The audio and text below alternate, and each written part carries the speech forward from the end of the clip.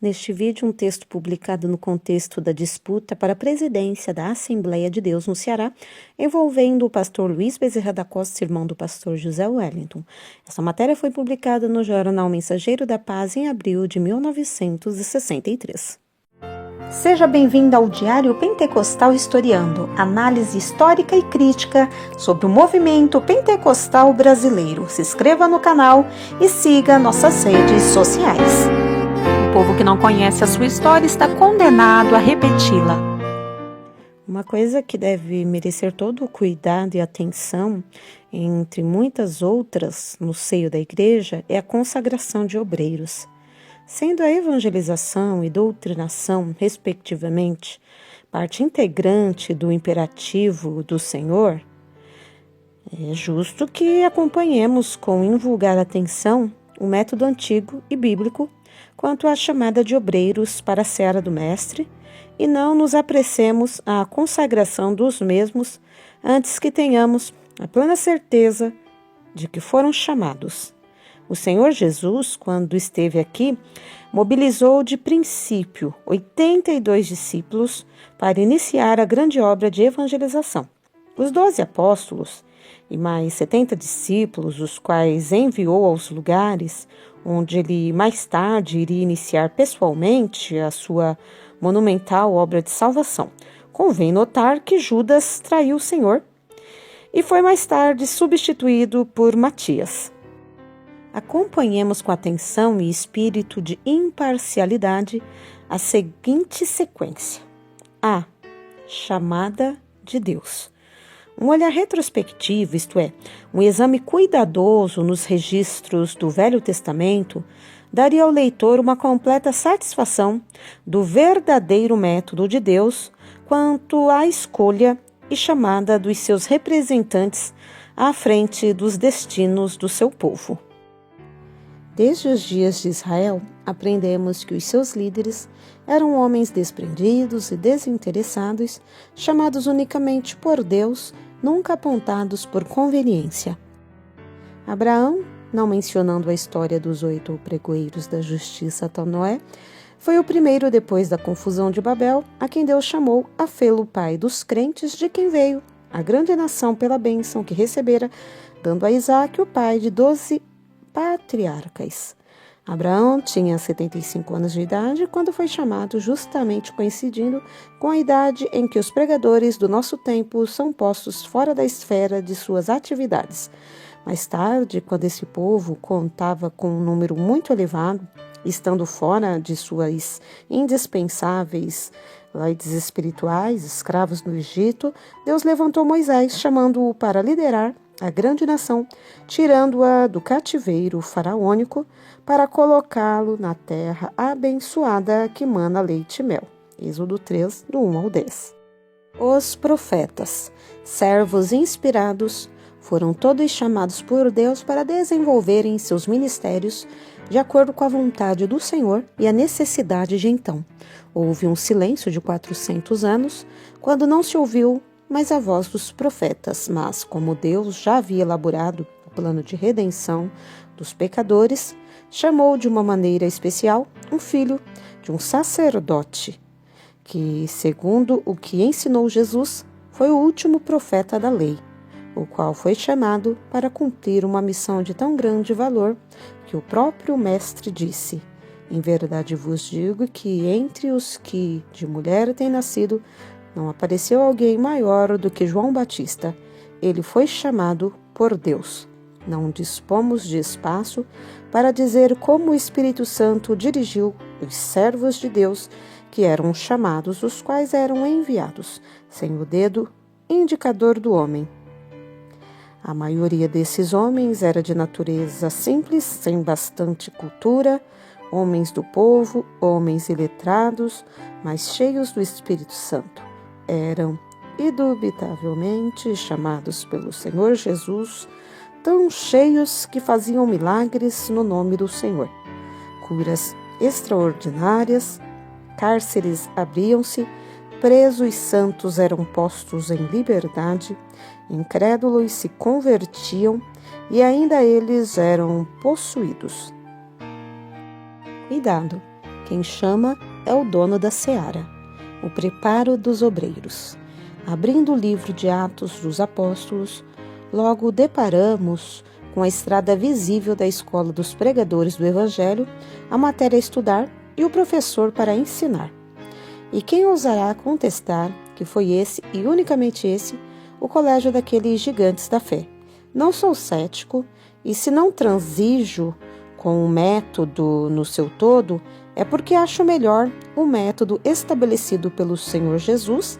No entanto, não acho por que não ser instruído o pregador do Evangelho que hoje está aqui na roça e amanhã estará numa cidade, mesmo porque há no setor de responsabilidade de cada ministro de Deus degraus que todos não podem transpor, pois às vezes, por falta de obreiros instruídos, não teólogos ou filósofos, isso é mais vaidade que realidade. As igrejas lutam com certas dificuldades para solucionarem seus problemas entre os homens com quem precisam tratar.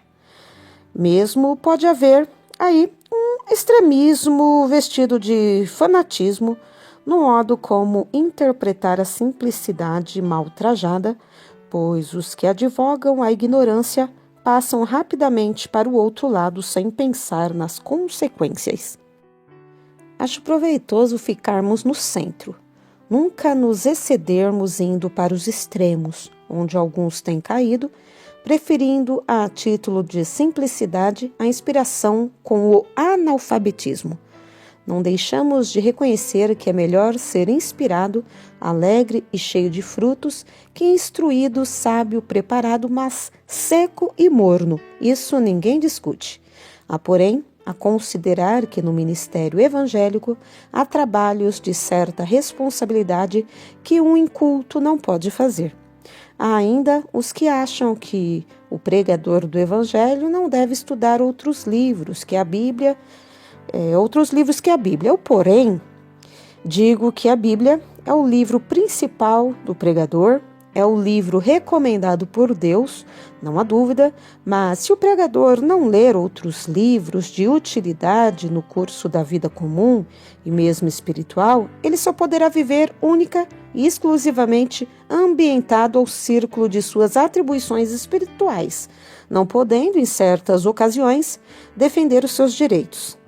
Certa vez, vosso conservo foi achado entre algumas autoridades exaltadas numa cidade nordestina e precisou citar-lhes artigos da Constituição, o que deu margem à sua defesa para culminar com a vitória do Evangelho. E se ele não conhecesse a carta regimental ou parte das leis do seu país, não teria sido muito feliz, pois as leis foram feitas para os homens. Timóteo 1, 9 e 20. Sabemos que a Bíblia é a matéria-prima essencial, insubstituível do pregador. No entanto, não devemos pensar que, porque conhecemos bastante a Bíblia, não precisamos ler outros livros, que muito podem ajudar o pregador no domínio de sua missão.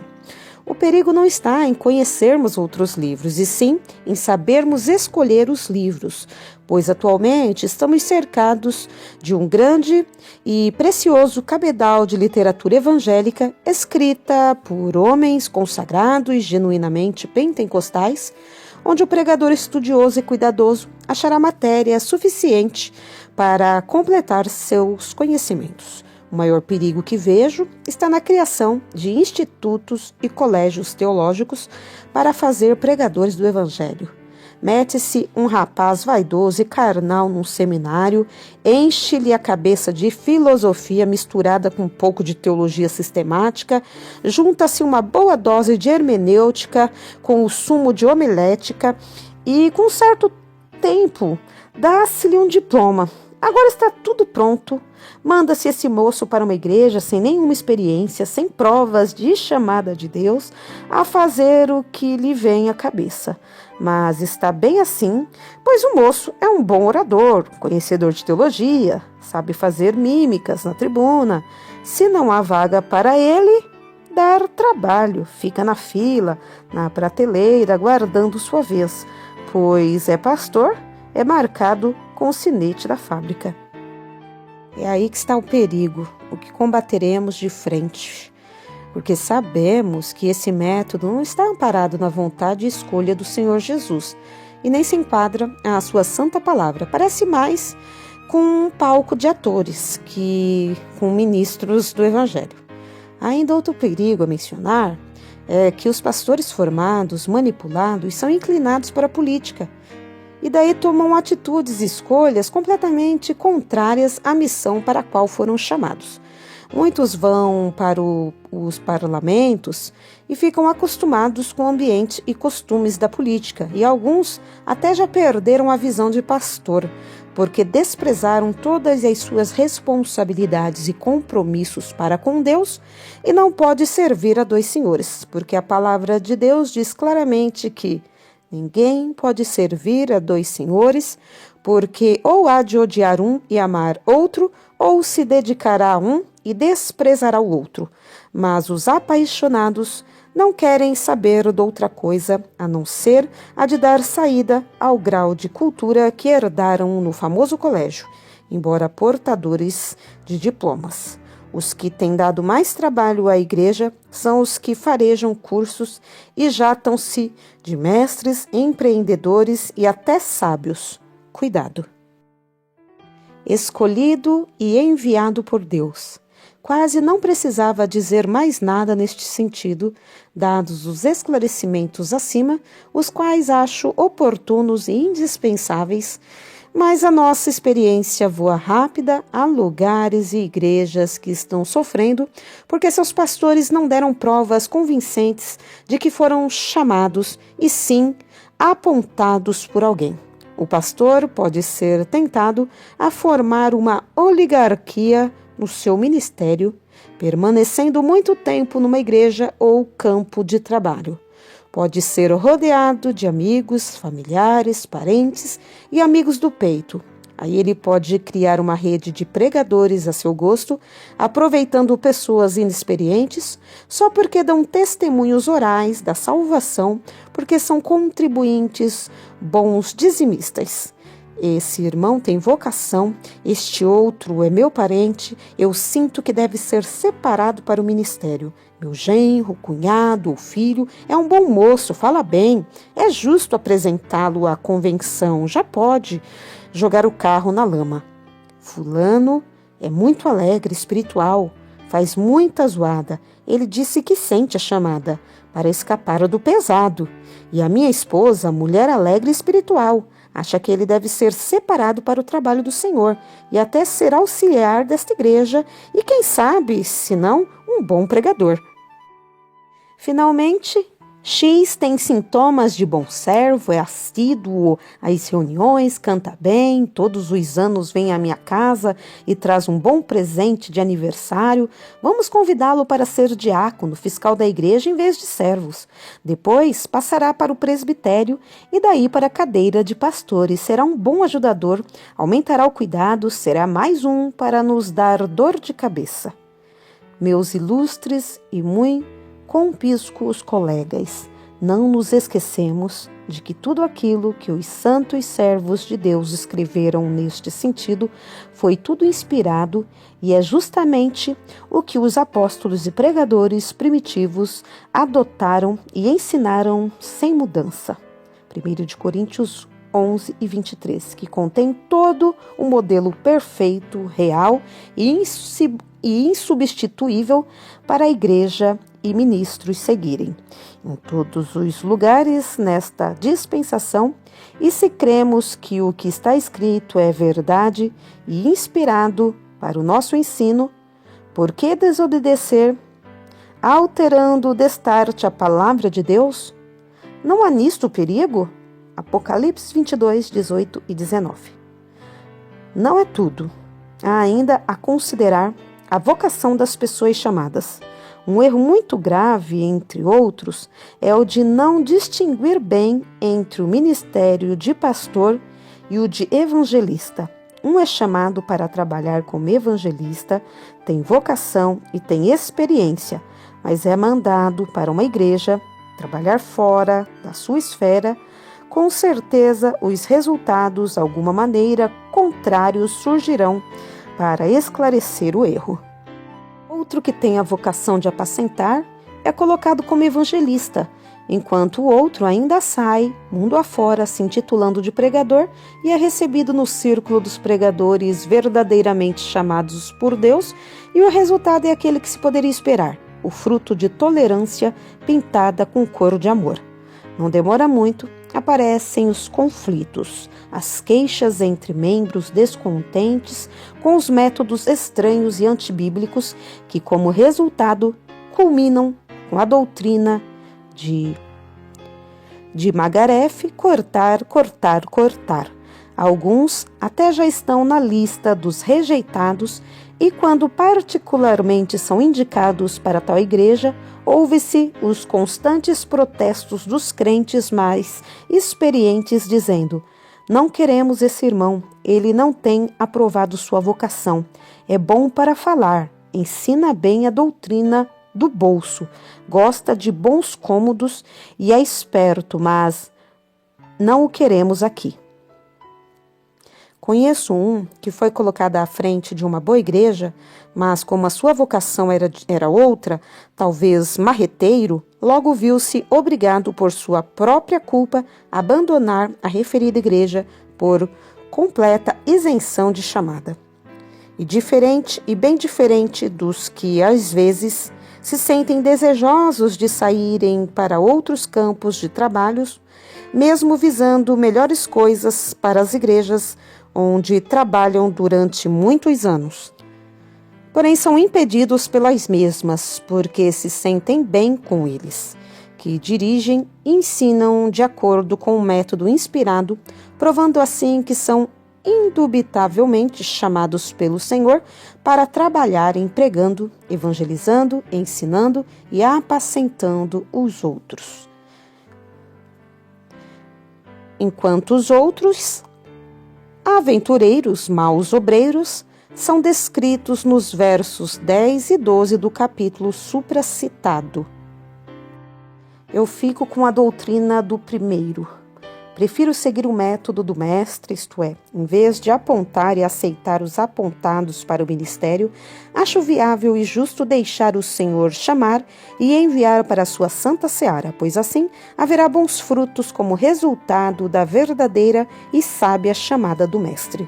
Não diz que eles foram ajuntar ofertas, encher o estômago, criar partidos nas igrejas, espalhar ovelhas e fechar portas dos templos, mas trabalharem para o engrandecimento da causa bendita do Mestre, que os comissionara, o que fizeram com tanto zelo e dedicação, que esqueciam do amor à própria vida. Atos 20 e 24.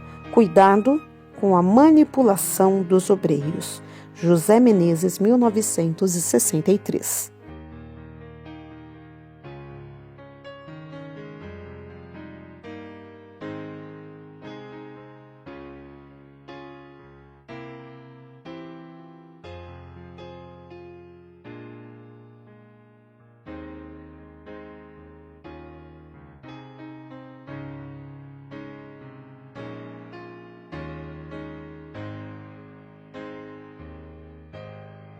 Porque nada podemos contra a verdade, senão pela verdade. Segunda carta aos Coríntios 13 e 8.